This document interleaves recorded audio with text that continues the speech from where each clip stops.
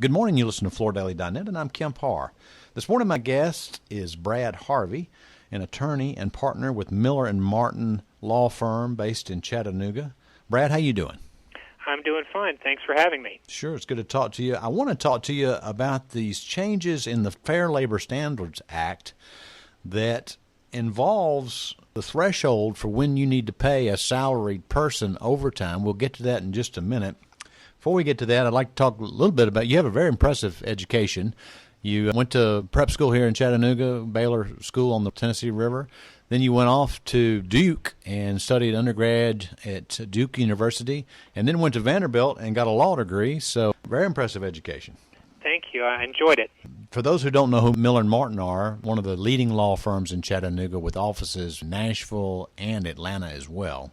Your area of expertise is in the labor area, and you actually helped Floor Focus with an article that we ran in October of last year related to the contractor-subcontractor relationship, which is on a lot of people's minds in the flooring business. That's right. It appears that installers are often in your industry classified as independent contractors, and depending on the particular circumstances, that may or may not be defensible. Okay, so let's talk about the issue of the day. This is actually very interesting, and it's really going to be interesting to retailers. I think they're the ones that are going to have to watch this pretty closely, especially those in some of the outlying areas where they try to hire a manager and stay open 6 days a week and might not be paying that manager over $46,000. So let's talk real quickly what's changed. The Fair Labor Standards Act was passed in '75, and it set a threshold $23,660. So if you hired a salaried person and you weren't paying them that much and they were working more than 40 hours, you actually needed to pay them time and a half over 40. So this executive order from President Obama, which he wrote in May and goes into effect December 1st, changes that threshold, actually doubles it to $47,476, right? That's right. The presumption is that any employees would be paid overtime, and the burden would be on the employer to prove that an exemption, is what it's referred to, applies. And most exemptions have both a duties test, focusing on the duties that the employee performs and whether they're the type that would be exempt, and a salary basis test, that they must be paid a guaranteed minimum salary. The change is for the executive, administrative, and professional exemptions specifically. So, for example, if you have an outside salesperson or a motor carrier exemption, over-the-road driver, they are not affected. But for, like you say, your managers, they would be. And the minimum salary has, as you say, doubled basically to $47,476 effective in December.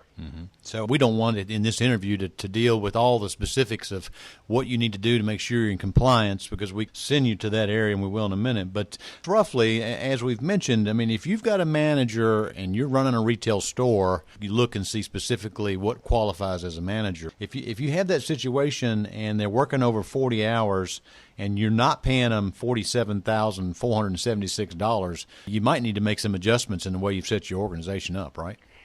Yes, you definitely need to look at it. This change is something that could be a very big deal, but if you look at it, you can plan for it in your budgets and your structuring. So anybody, if you have people exempt making, say, in the 30,000s, some of those people you might look closely based on their duties. Should they have been exempt all along? This may be an opportunity to look at that and sort of blame the new rules on any changes. And there may be some people that you can give a raise to take them up to the new exemption level, and others you may want to convert to non-exempt, where they would be getting overtime. And you may even look at your staffing and how you structure departments to see if you can best fit a way to work within your budget. Now, we need to point out what's behind all this for just a minute. When you start looking at this was not something passed by Congress. This was an executive order by the president as he tries to raise the earnings of the middle class, up to a higher level.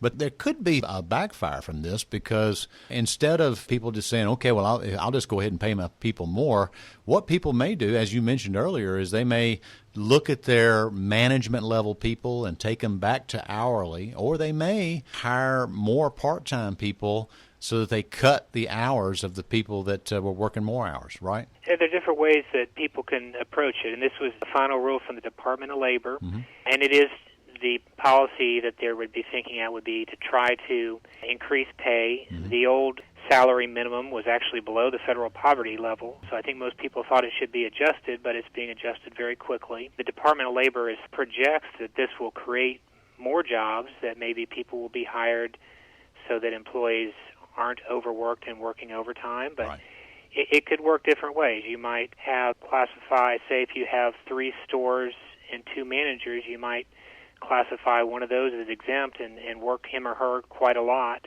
and cover more area and not necessarily create more jobs. So everybody will still have to find a way to work within the budgets that they have. Now, one more little quick comment about the timing on all this. As we mentioned earlier, announced in May, goes into effect December 1st, and a lot of people, if you look, in some of the editorials have been written about these new laws, are saying that this was timed almost perfectly to go into effect while the current president was still in office. Isn't that correct? That is right. So that's why most people don't anticipate that this will be delayed. I think you'll have to plan as if this is going into effect December 1st, and assuming that's the case, just based on the rulemaking timeline, that timeline made sense to make sure that this came into effect before the change to the new president, whoever that might be. That's right. Okay, so if anybody's got any specific questions for you, Brad, regarding their situation and what they might do, I know they can probably get in touch with you. You've developed a great questionnaire on this.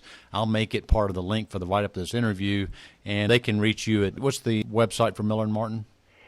MillerMartin.com. All right, Brad. Well, I appreciate your help with this. Again, by talking to Brad Harvey about the recent changes in the Fair Labor Standards Act as it relates to overtime pay and the thresholds. And you've been listening to Kemp Harr and FloorDaily.net.